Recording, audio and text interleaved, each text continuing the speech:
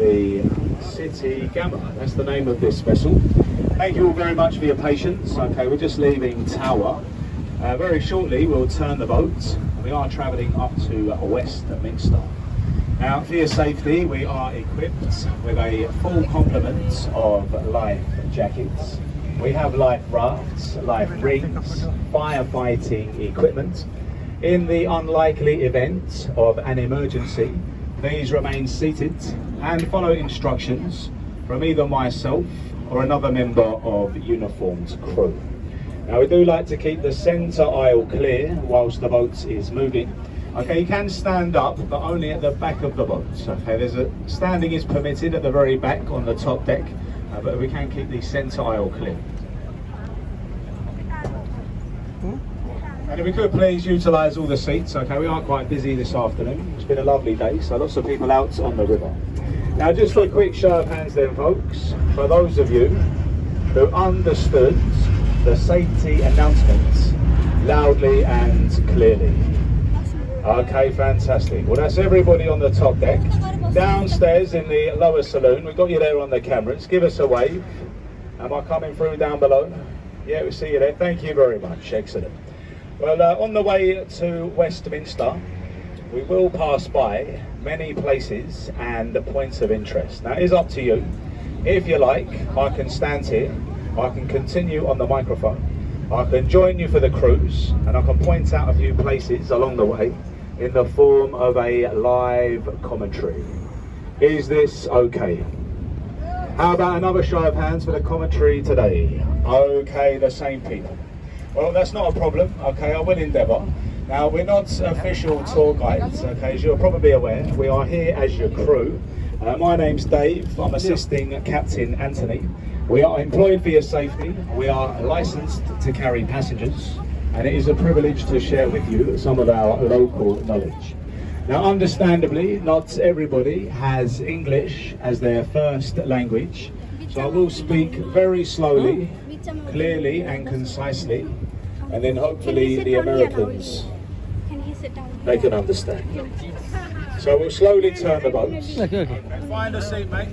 Look, you can't stand in the middle. No standing in the aisle. That's it. Please make use of all available seats. As I say, no standing in the aisle. Thank you. Now, we'll begin ahead of you with the bridge, Tower Bridge. Tower Bridge, it is unique. Okay, it's the only bridge of its kind anywhere in the world, being both suspension bridge and bascule bridge.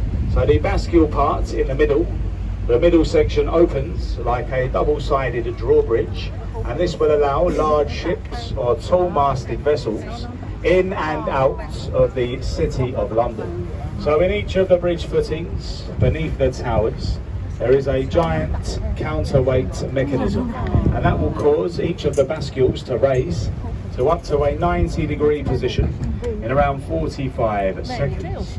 Now, Tower Bridge yesterday, it celebrated its 131st birthday. So the opening ceremony for Tower Bridge was on the 30th of June 1894.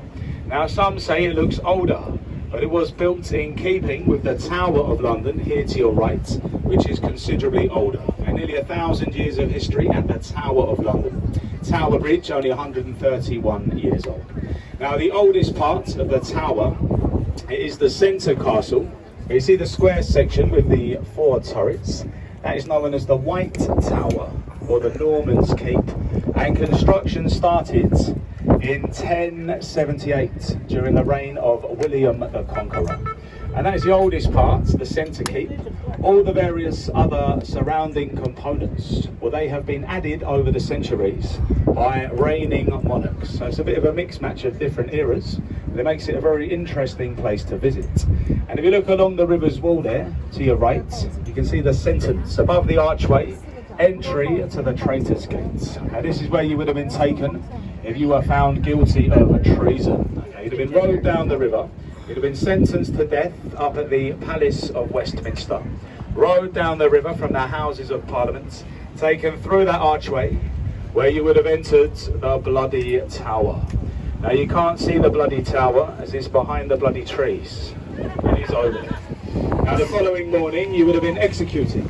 The methods the blunt axe and the chopping block. Okay, they would have chopped off your head. If you were royalty or nobility, your head would be dipped in tar, placed on a spike, and displayed on London Bridge, which is ahead of us, as a gruesome deterrent. Now on your left you'll see the HMS Belfast, London's very own warship. Sit down, mate. Look, you found you a seat and then you chose to stand up. Just keep seated. If you want to stand up at the back. Yeah. Is that better? On your left, the HMS Belfast. Okay, now it is permanently moored here, has been since the 1970s. Okay, it's a C-35 town class cruiser. Now it saw action during the Second World War. It last fired its guns during the Korean campaign in the early 1950s, and it was built in the same shipyards that built the ill-fated Titanic. So built at the Harland and Wolff shipyards in Belfast in Northern Ireland. It is a floating museum. You can see a few people exploring the ship, and as you can see, it acts as a berth for for visiting ships. We've got the Cephas Endeavour, which arrived yesterday morning. Now looking up to your left, and there's the Shard, or the Shard of Glass, and that is the UK's tallest building. Now it's over 1,000 feet tall. It goes up 95 stories, and inside the Shards there are hotels, offices and apartments. Now the most expensive apartment in the Shards, the penthouse suites, that was taken by the architect Renzo Piano.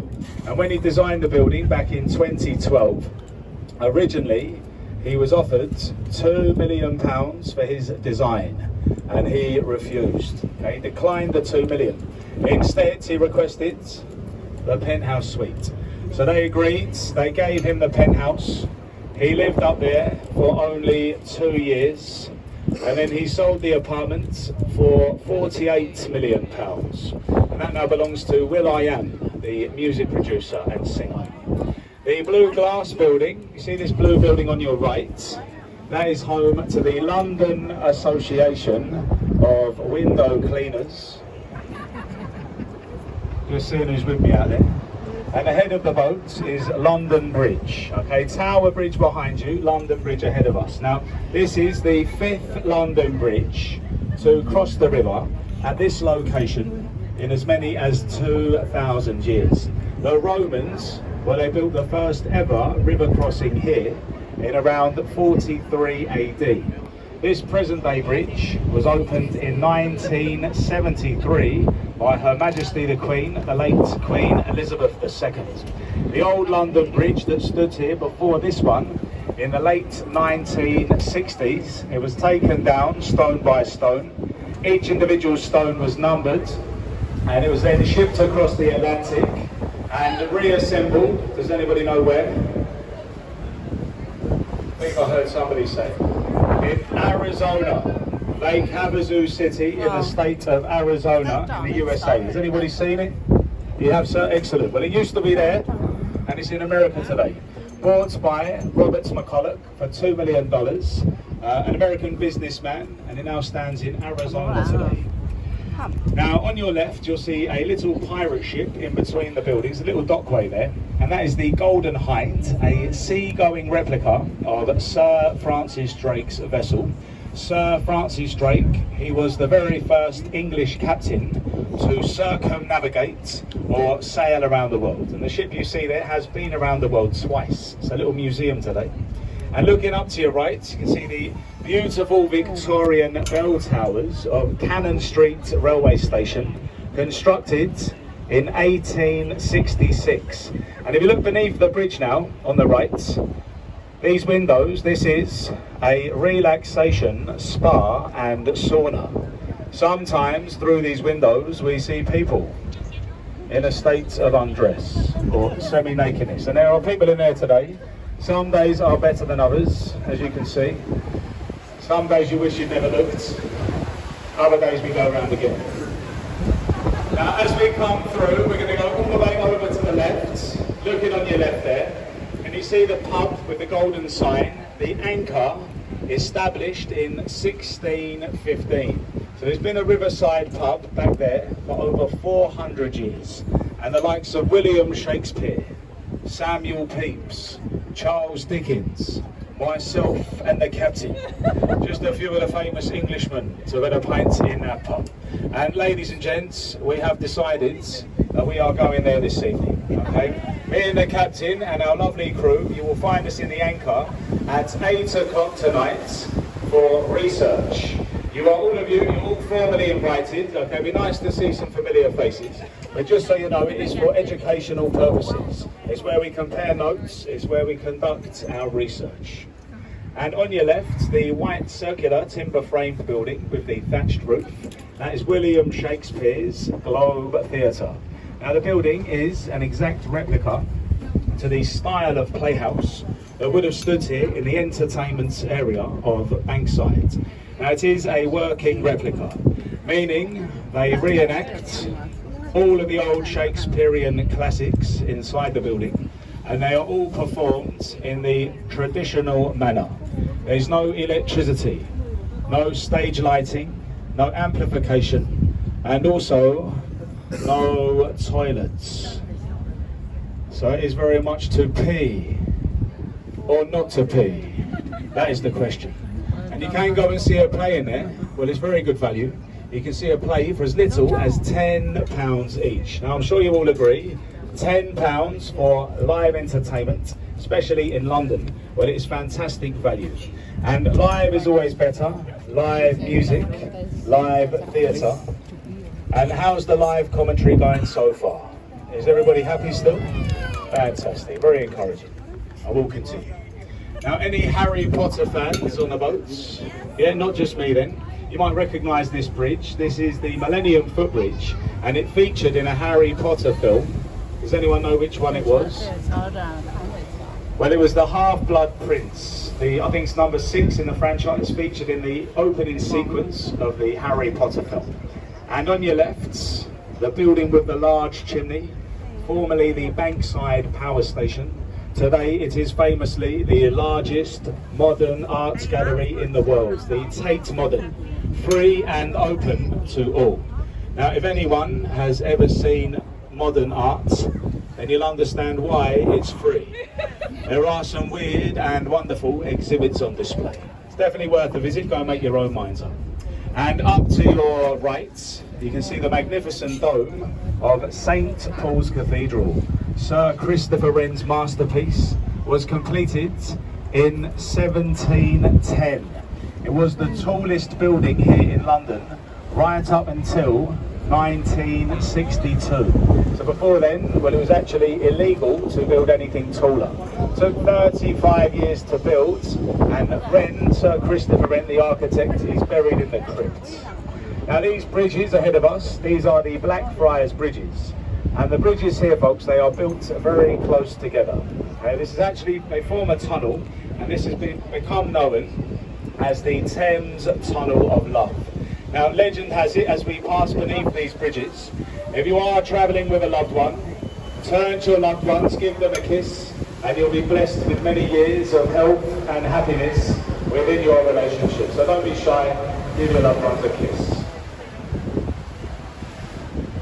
Now, if you're not travelling with a loved one, then you could always kiss your husbands or your wives. I believe it still works. And it's hard to imagine at the moment, but sometimes this boat, it doesn't fit underneath these bridges. At the moment, we've got enough clearance. As the tide rises, we lose clearance. And that is part of our discipline to become captains on this river.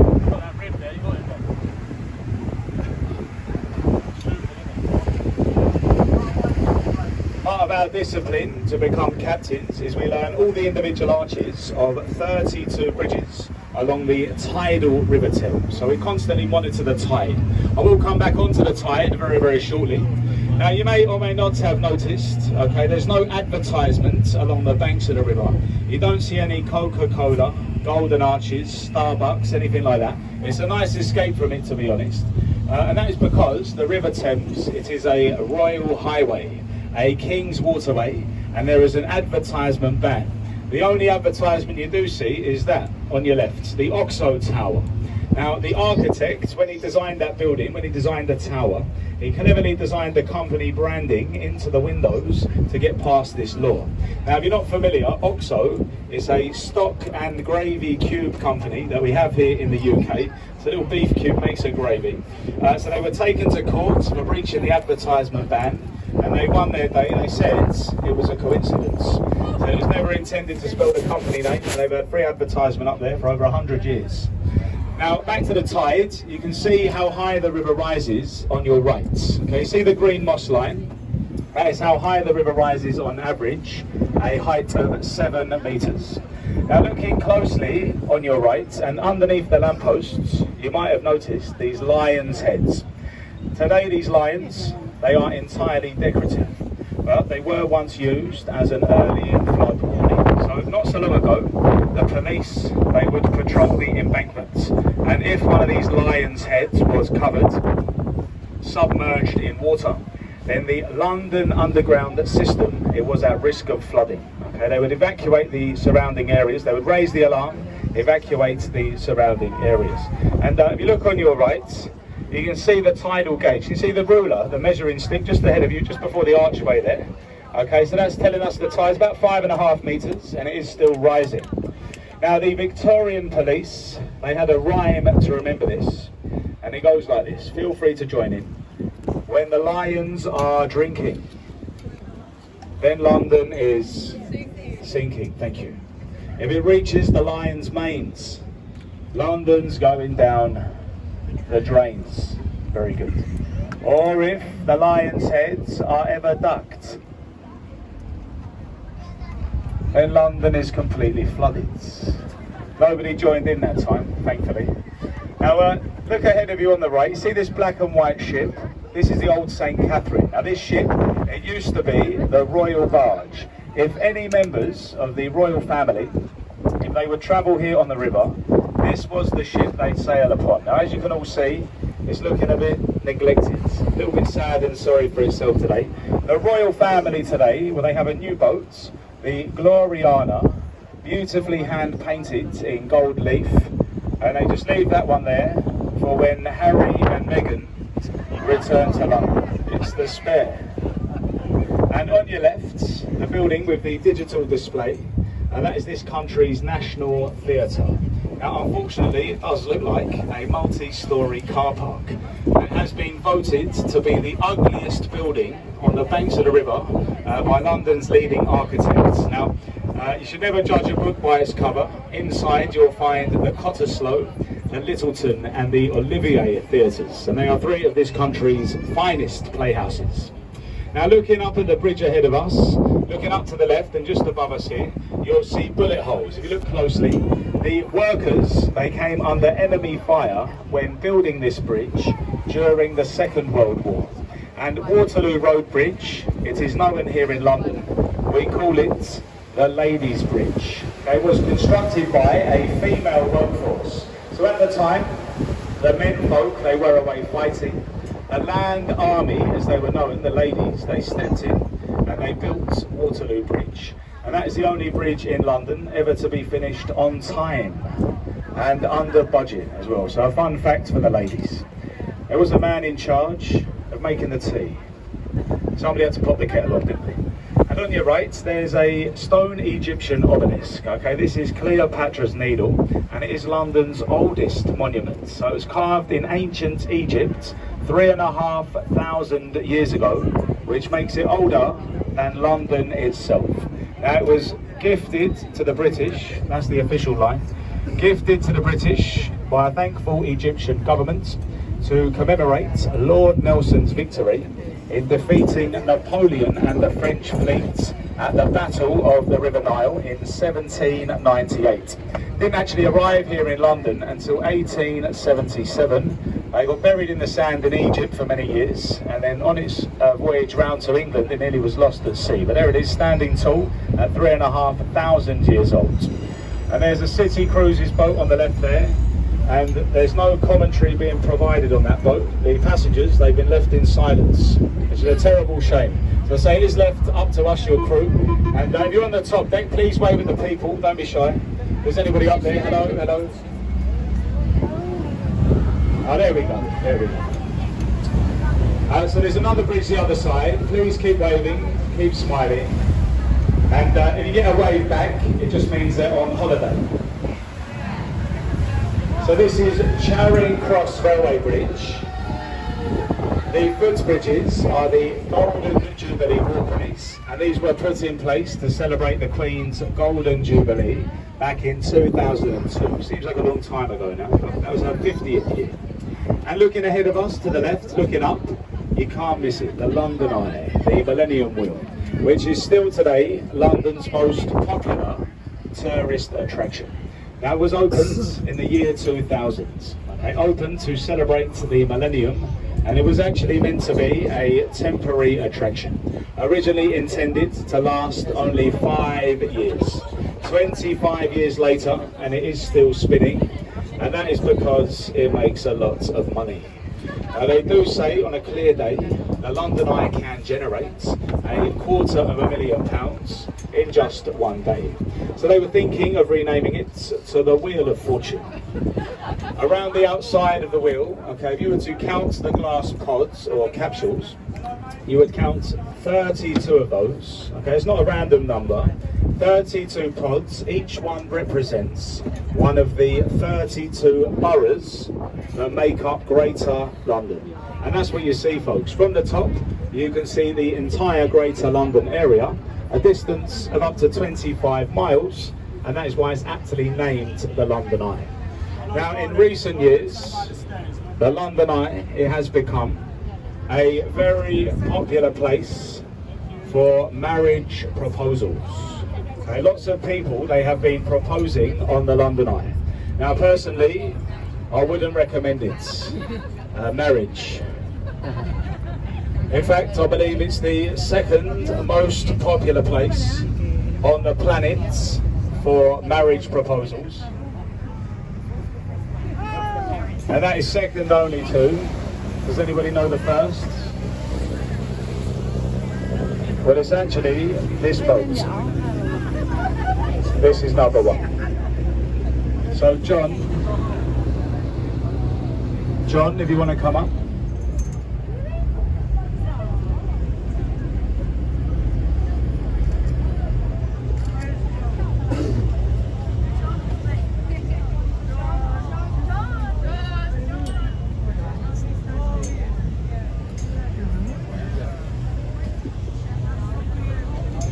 John?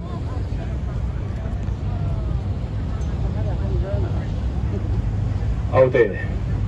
Well, regrettably, the captain has just informed me that John is swimming away. He's changed his mind. Sorry if anybody was called John. Now, you're quite right, the Eiffel Tower in Paris, that is the most romantic place to propose. But the London Eye, it does come in second place. Now, if any of you were thinking about doing it, if anyone was thinking about proposing on the London Eye, let me offer just a quick word of advice. Make sure they're going to say yes, because it does take half an hour to complete a rotation. Of course, excellent views, it is very romantic, but if they say no, well, that could be a very long and awkward 15-minute trip all the way back down, or at least it was for me. Now, folks, we turn the boat here, okay, we can't actually fit underneath Westminster Bridge, but our destination is ahead of us anyway. We turn the boat to face the tide as it makes it safer to manoeuvre. And as we turn, you get a lovely view of the Houses of Parliament, the new Palace of Westminster. So it is a royal palace, it belongs to the Crown. However, the King, he allows Parliament to sit inside it. Now, the tower in the distance with the flag mast, that is called the Victoria Tower. Okay, that was named after Queen Victoria, who finally opened the palace in 1870. And that is the monarch's entrance into the palace itself. The famous clock tower, everybody calls it Big Ben, internationally recognised as Big Ben. This is the Elizabeth Tower. It was formerly the Westminster Tower, but it was renamed officially in 2012. This time celebrating the Queen's Diamond Jubilee, her 60th year. So Big Ben, it is the nickname for the 13.5-ton bell inside the tower. And Big Ben the bell, it strikes on the hour and on the hour only. So we just missed it. What you'll hear next are the quarter bells, the Westminster chimes, dividing the hour into 4. Not to be mistaken for Big Ben, which, as I say, is on the hour and on the hour only. Right then, folks, we're going to drift over to our destination, Westminster Pier. Please remain seated for the moment, just while we get you safely into the pier. Okay, as we come into contact with the pier, there may be a bump. Okay, so it's part of our procedure. There may be a slight bump as we connect with the pier.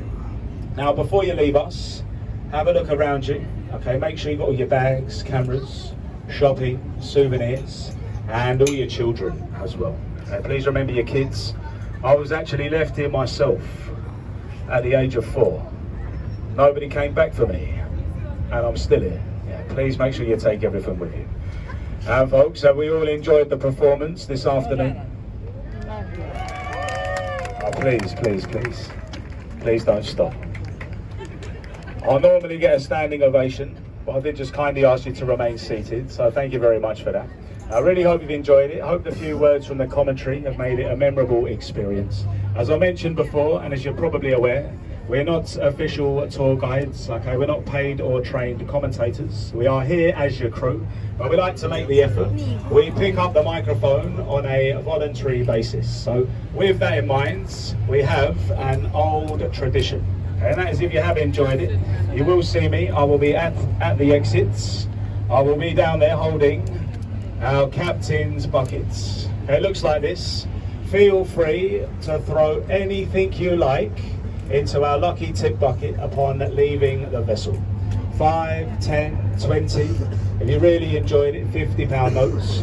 The English banknotes is preferable, but we can accept euros, dollars, rings, watches, sunglasses, and for your convenience, a contactless payment. Now, we do have the digital option. Anything we receive, very much appreciated by us, your crew. Okay, it does go to us, your crew, and not the company. And folks, if there is any money at the end, it will assist us with the research. So hopefully we'll see you in there. What time did I say? 8 o'clock. You were listening. It's been a pleasure. Thank you very much for listening, everybody. Have a lovely evening. Thank you.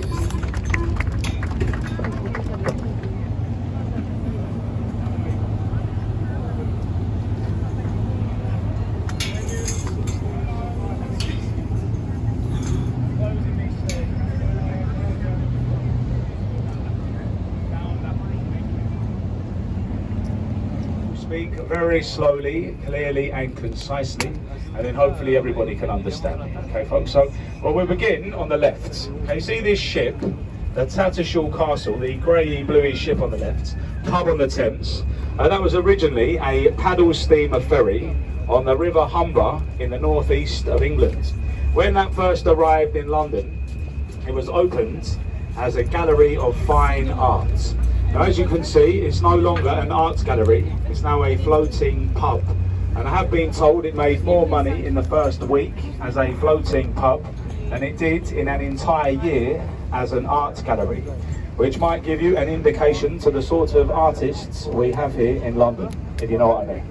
Next on the left, behind the trees, the Gothic looking building, Whitehall Court Mansion, home to the luxurious 5-star Royal Horse Guards Parade Hotel. It's from within this building where Sir Winston Churchill, he had his secretive wartime offices, the war rooms. They've been open to the public, so I mentioned it, they can be visited at Whitehall. Now folks, if you're up on the top deck, that's it, wave and smile at the people up on the bridge here. Hello, there we go, friendly people. Now this is Charing Cross Railway Bridge. There's another footbridge on the other side, so keep waving, keep smiling. That's it, and generally if anybody waves back, it just means they're on holiday. Now to your right, the Royal Festival Hall. Okay, that is the last remaining venue from the Festival of Great Britain. Now this was a post-war morale festival for the nation, held in 1951. Many famous artists, they have performed in here. It is the London residence to the Royal Philharmonic Orchestra. And the venue, it is world renowned for its acoustics. Sets up some of the finest acoustics in the world, the Royal Festival Hall. And to your left, a stone Egyptian obelisk Cleopatra's Needle, carved in ancient Egypt 3,500 years ago. Now, it is London's oldest monument, and it was gifted to the British, or that's the official line. Some say we just took it. It's gifted to the British by a thankful Egyptian government to commemorate Lord Nelson's victory in defeating Napoleon and the French fleet at the Battle of the River Nile in 1798. So it stands there as London's oldest monument. Waterloo Bridge, we pass beneath the Ladies' Bridge of London. Constructed by a female workforce during the Second World War. So at the time, the menfolk, they were away fighting. The land army, as they were known, they stepped in and they built Waterloo Bridge. And this is the only bridge in London ever to be finished on time and under budget as well. So a fun fact for the ladies. And on your left, behind the trees, Somerset House. That was a London residence for the Earls and Dukes of Somerset. For nearly 100 years, this building, it was the Registrar General. So in here, before we had computers, in there was where they kept all the information on births, marriages and deaths for England and Wales. And if you follow the pier along here to your left, you'll see the black and white ship on the end of the pier with the portholes. Okay, that is the old St. Catherine. Now this ship, it used to be the Royal Barge. If any members of the royal family, if they would travel here on the river, that was the ship they used to sail upon. Now, as you can all see, it's seen better days. It's looking a bit neglected today. The royal family today, they have a new boat, the Gloriana, beautifully hand painted in gold leaf, and they just leave that one there for when Harry and Meghan return to London. It's the Spare. The white ship you see to your left, the Wellington with the yellow funnel. This was a New Zealand naval ship, and it is moored here today for the Honourable Company of Master Mariners. It is a livery hall for retired sea captains. In other words, it's an exclusive drinking club for retired sea captains. Now the head of this company, it is the King of England, King Charles. We do sometimes see the King over there with Camilla, usually after a few too many gin and tonics. And they try and reenact that famous scene from the film Titanic. And I had no idea it could draw. Now folks, we are travelling downriver against the incoming tide. The tide is coming in, the level is rising. Does this for about 5 hours.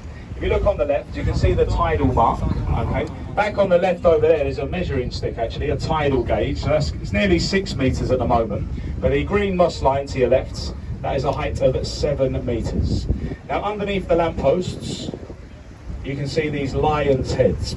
Now today these lions, they are entirely decorative. They were, however, once used as an early flood warning. Okay, years ago, the police, they would patrol the embankments, and if one of these lions' heads was covered, submerged in water, the London Underground system, it was at risk of flooding, and they would evacuate, they'd raise the alarm, they'd evacuate the surrounding area. Now the Victorian police, they had a rhyme to remember this. When the lions are drinking, then London is sinking, thank you. Or if the lions' heads are ducked, then London is completely flooded, shall we say. So not all poems have to rhyme, do they? Now looking up to your right, you see this blue glass building? Okay, that is entirely residential. The address is number 1 Blackfriars. Lots of luxury multi-million-pound properties inside. It's been nicknamed the Kim Kardashian building. I've got no idea why, maybe you've got to use your imagination, but that's what they've been calling it, the Kim Kardashian. And this is Blackfriars Road Bridge. Okay, this was opened in 1869 by Queen Victoria. And the bridges here, they're built very close together, folks, okay? They actually form a tunnel, and this has become known on the river as the Thames Tunnel of Love. Now legend has it, as we pass beneath these bridges, if you are travelling with a loved one, turn to your loved ones, give them a kiss, and you'll be blessed with many years of health and happiness within your relationship. So don't be shy, give your loved ones a kiss. Now, if you're not travelling with a loved one, you could always kiss your husbands or your wives. And either side of you here, you can see these old red columns. These are the old supports from the London, Chatham and Dover Railway Bridge. It was sadly dismantled, no longer suitable for the modern day trains. And it's hard to imagine at the moment, but sometimes this boat, it doesn't fit underneath these bridges. Okay, at the moment we've got enough clearance. As the tide continues to rise, we lose clearance. Okay, and that is part of our discipline to become captains on this river. To obtain a waterman's licence, we learn all the individual arches of 32 bridges along the tidal River Thames, okay, constantly monitoring the tide. And looking up to your left, you get a lovely view of the magnificent St Paul's Cathedral. Sir Christopher Wren's masterpiece was completed in 1710, and it was the tallest building here in London right up until 1962. So before then, it was illegal to build anything taller. Now, it took 35 years to build. Sir Christopher Wren, the famous architect, he is buried in there, buried in the crypt alongside Lord Nelson and the Duke of Wellington. Now, above his tomb, above Wren's tomb, there's a little placard, and it reads, "Reader, if you seek my monument, look about you." And it's referring to over 50 churches and cathedrals designed by the accomplished architect in his lifetime. The Millennium Footbridge opened in the year 2000 by the Queen. And just ahead of you on the right, or just over there to the right now, behind the trees, the white circular timber-framed building with the thatched roof, that is indeed William Shakespeare's Globe Theatre. Now the building, it is an exact replica to the style of playhouse that would have stood here in the entertainments area of Bankside. Now it is a working replica. Inside, they reenact all of the old Shakespearean classics, and they are all performed in the traditional manner. There's no electricity, no stage lighting, no amplification, and also no toilets. So it is very much to pee or not to pee. That is the question. And it is very good value. Okay, you can see a play in there for as little as £10 each. £10 for live entertainment. Fantastic value for money. And how's the live commentary going so far? Is everybody happy? Would you like me to continue? Excellent, fantastic. Well, just before the bridge here to your right, can you see the staircase? Now, historically, this is how you would have crossed the river before the bridges in London. You would have walked down these steps, you would have boarded a waterman's ferry. You would have paid the waterman a fare in a small silver bucket, and they would have rowed you across the river to your desired destination. And that is a tradition that still continues here in London, even today.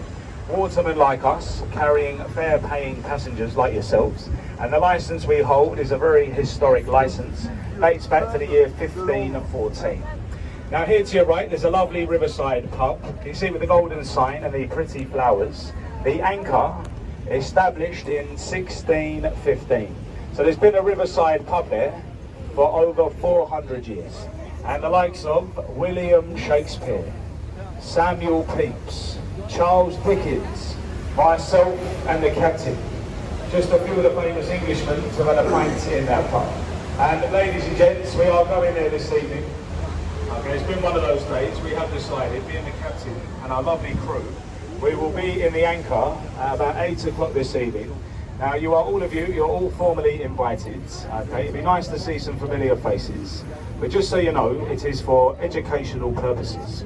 It is where we conduct our research. We go there to compare notes. So it'd be nice to see you in there about 8 o'clock.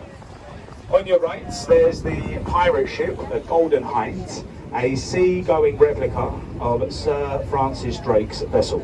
Sir Francis Drake, he was the first English captain to circumnavigate or sail around the world. The ship you see there has been around the world twice. Now, Drake on the original ship, it took him 4 years to complete his voyage. Upon his return to England, he had so much gold that he'd stolen. He was knighted on the spot by Elizabeth I. And with your cameras, look to the left. London Bridge. Okay, you see it carved, the name carved into the bridge footings. This is said to be the 5th London Bridge to cross the river at this location. The Romans, they built the first ever river crossing here in around 43 AD. This present day bridge, the one you're looking at here, was opened in 1973 by Queen Elizabeth II. Now the old London Bridge that stood here before this one, in the late 1960s, it was taken down stone by stone. Each individual stone was numbered and it was shipped across the Atlantic and reassembled. Does anybody know where? Well, it's in Arizona today, in the USA. So the old London Bridge that used to be there is in America today. Bought by Robert McCulloch for $2 million, and it now stands in Lake Havasu City in Arizona in the USA. That blue glass building on your left, that is home to the London Association of Window Cleaners.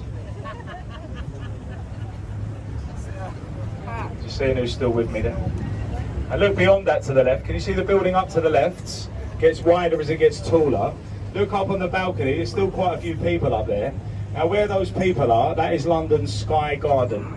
And you can go up there for free, folks. Okay, it's a public viewing platform and it doesn't cost a penny. Okay, it is popular. They do recommend you book in advance. Okay, you can just turn up. When you get there, there's a bar, a restaurant and a garden. I've done it twice and it's completely free. Okay, you can also visit the Shard, but they will charge you about £30 each. A little tip from me. Hopefully that saved you some money. Now on the right, you can see these ships. You've got the HMS Belfast. The warship is permanently moored here, has been since the 1970s. It is a C-35 town-class cruiser. Saw action during the Second World War. Last fired its guns during the Korean campaign. In the early 1950s, it was the flagship for the United Nations. Now it is open to the public as a floating museum, and it acts as a berth for visiting ships. You've got this visiting survey ship here, the CFAS Endeavour, the Centre for Environmental Fisheries and Science Endeavour. That's the acronym for CFAS, I believe, if I'm not mistaken. So the Belfast was built in Belfast, in Northern Ireland, at the Harland and Wolff shipyards, the same place that built the unsinkable ship, the ill-fated Titanic. Launched on St. Patrick's Day, 1938, and it is part of the Imperial War Museum. It is a very good day out, especially for the young children on the HMS Belfast. Now folks, that is Tower Pier. Okay, that is our destination on the left.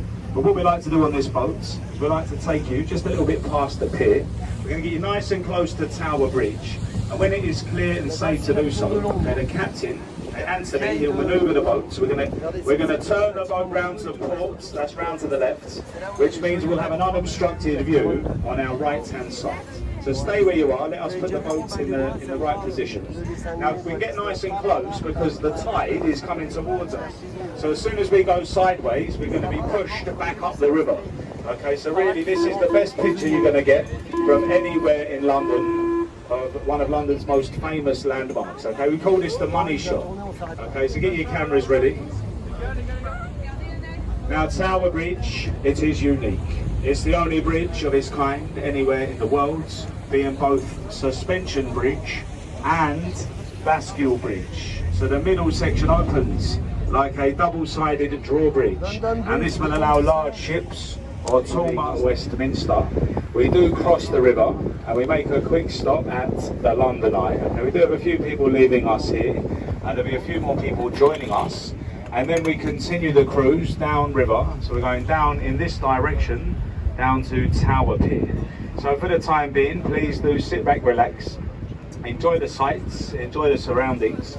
We do have a bar downstairs, tea, coffee, alcoholic beverages, cold refreshments available from the bar. There are toilets downstairs at the very back of the boat, and as you know, we do have an open top deck. Now we do like to keep the centre aisle clear, okay? No standing in the centre aisle. Standing is permitted at the back of the boat, okay? Please find a seat. Now, is everybody happy? Some of you are, okay. I know it's getting to that stage in the day now, isn't it? It's a little bit sleepy. We like to keep you happy. When we leave here, okay, I'll be back on with some more journey information and a safety announcement as well. So thank you all very much for listening so far.